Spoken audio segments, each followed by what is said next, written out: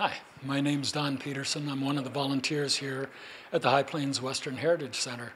We're hoping to give you a little tour of the place, and we hope we can get you to come on up to Spearfish and take a look at our museum. Here we've got a map of the early cattle trails going north out of Texas and Mexico, and we've also got a statue in this hall. It's a 17-foot tall statue of Tennessee Vaughn. Tennessee worked for the Driscoll Cattle Company out of Texas, and you may know of the Driscoll Ranch out by Devil's Tower.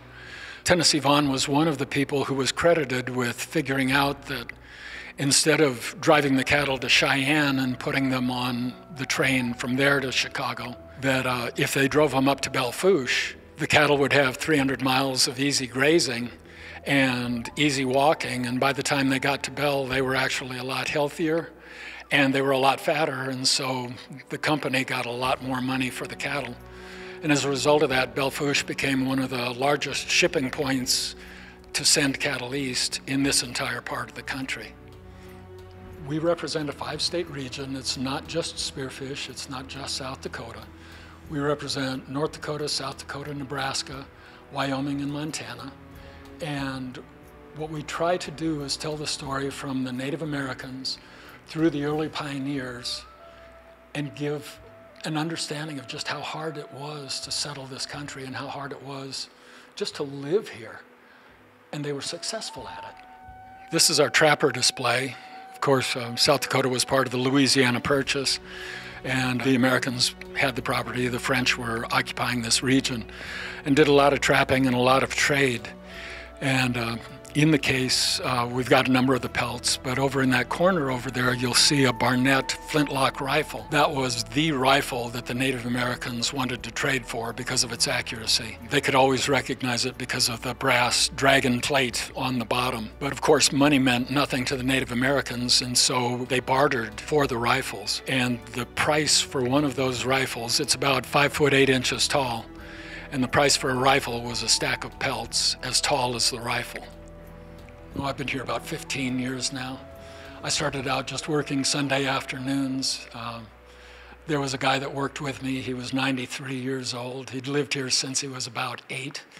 And we'd play dominoes downstairs waiting for somebody to come in. And he'd just start talking about the old days, and that's what really got me hooked on it. Do work at the front desk, and I also do some curation work out here. So when we get a display in, I'm one of the folks that'll go and do the research to figure out, what exactly is it that we have. And we had a guy that came in a while back with this chunk of metal, and he said, "I think this is cool." And we eventually figured out it was a tin doll head that had been flattened and rotted. But we found the name of the company that made it and roughly when they made it. So this is our Custer hallway. The section on the right is all representative of the 1874 expedition that Custer made to the Black Hills. It was 2 years before the Battle of Little Bighorn. He took about 1,000 men and 100 wagons from Fort Abraham Lincoln near Bismarck, North Dakota. Took him about a month to get down to the southern hills, and it took him about another month to get back up.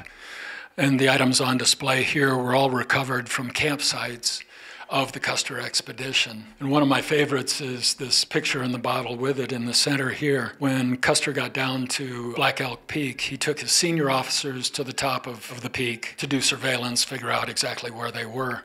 And he left his junior officers in charge. Custer didn't allow any drinking on his expedition. He didn't drink himself, and it was strictly forbidden. But once he was up on top of Black Elk Peak, the junior officers went over to the sutler's wagon. That's a civilian who, basically a 7-Eleven on wheels, happened to have a case of champagne with him, and he sold that to the officers. And that's a picture of the officers drinking that champagne. And beside the photograph is one of the bottles that was in the photograph there. But even better is the gentleman on the right in that photograph. His name is Fred Grant, and his father happened to be Ulysses S. Grant, who was president at the time of the expedition. Ulysses ordered Fred on this expedition because he was concerned that Fred might be drinking a little too much and wanted to make sure if he was with Custer, he'd have a couple months without a whiskey bottle. We didn't find the whiskey, but he found the champagne. Our hours, Monday through Saturday, are 9 to 4, and on Sunday we're open from 1 to 4. And before too long, we'll be going into our winter hours, and those change from year to year. Obviously, with the last few years of COVID, things were kind of up in the air.